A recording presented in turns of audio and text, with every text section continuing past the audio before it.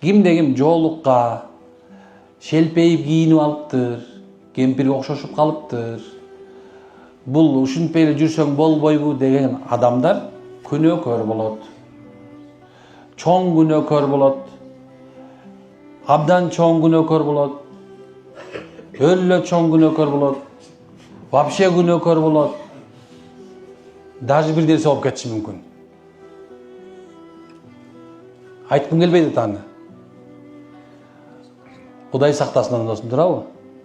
Бул абдан чоң күнөө. Аялың салындыбы? Альхамдулилlah. Анда сен чынык эркек экенсиң. Анда уже сен бактылуулуктун даамын таттың. Молодчик. А эгерде субханалла салынганда каршы болсоң, анда сен уже акмактыктын дагы, ана бактсыздыктын да даамын таттың. Көчөдө бирөө кетип баратат.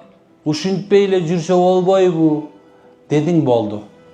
Сен меникин эмес, бул молдокон эмес, о молдокеңердики эмес, мутавалли мечит, силер Кудайга каршы чыктыңар. Кудай эмнеге мынтип салындып коет дей. Ал ким ал Кудай деген? Эмне? Мындай эле жүрсө болбойт. Эмне сен буйрук кылып койсуң? Алла менен мону тирешип атасыңар. Кээ бир нерсени этият болгула.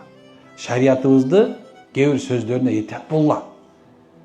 Ошон үчүн айланайындар, айылыңыздарга мынакей мечит салынып, медресе салынып, бир эмес эки мечит салынып, мынакей молдокелер келип, машалла, бул кут. Бул бекерли келип аткан жок, колдонуп калгыла, машалла.